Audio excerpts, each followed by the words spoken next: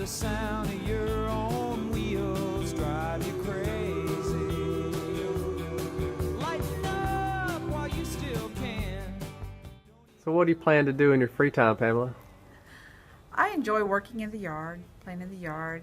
I have a new grandbaby, so I want to spend time with her. And we've lived in our house a long time. It's time to go through the girls' bedrooms and get rid of some of their toys and some of their other things, or at least stow them away. So what's one of your favorite book series or favorite books that everyone needs in their library? I think every library should have cookbooks. Cooking brings families together, teaches math skills, problem-solving skills, following directions, and it's just a great opportunity for students and families to prepare something that they can enjoy together.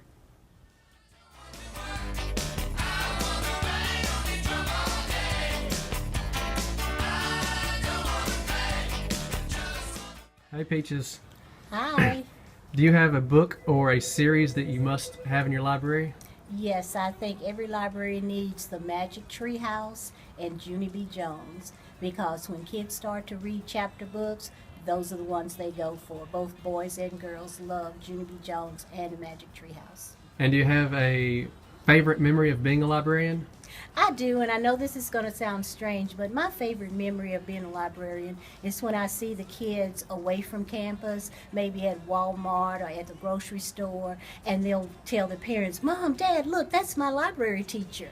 And I love being called a library teacher because to me that means I'm more than just a person who passes out books to them, but I'm also a very critical part of their education. So I just love being called library teacher.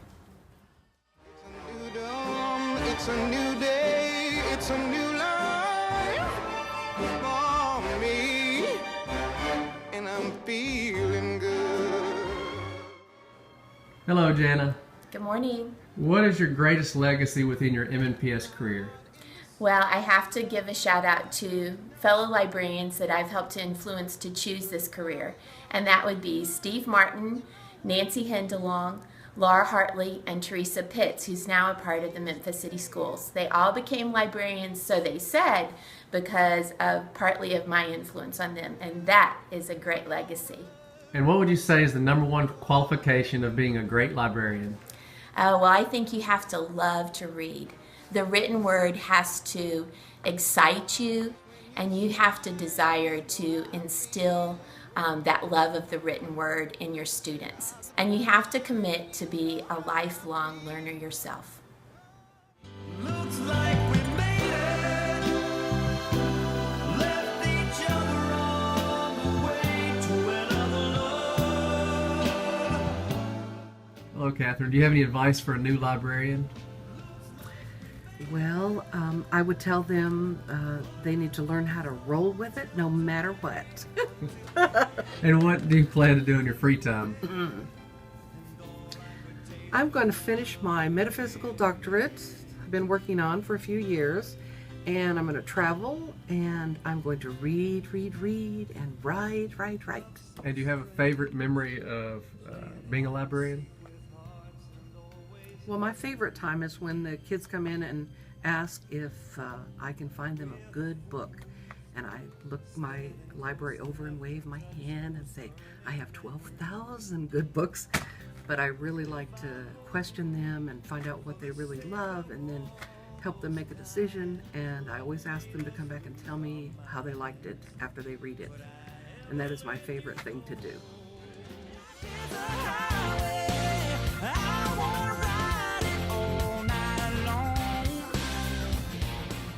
Vanessa, what advice would you have for a new librarian? I think the most important thing is to make sure you're ready to teach classes, and also remember that you're not necessarily the one in charge when it comes to your clientele. Vanessa, what would be your favorite memory of being a librarian?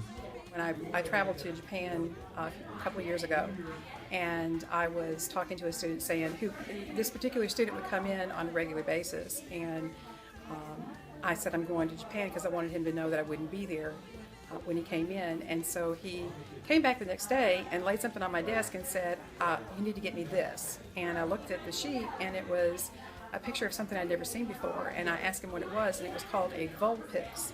apparently it's a Pokemon character, and he told me when I went to Japan that I must get him one of those. And so it wound up being just an amazing journey for me, because once I got to Japan, I had to figure out where to get it. So it was a 3.5-hour train ride, changing multiple trains to get to Tokyo, to get to the suburb or Tokyo section of that had the anime, and find this. There was only one Vulpix in the entire 5-story store, and so I was able to purchase it and bring it back. And when I gave it to this young man and saw the importance that it was to him, that's when I realized that we don't just check books out.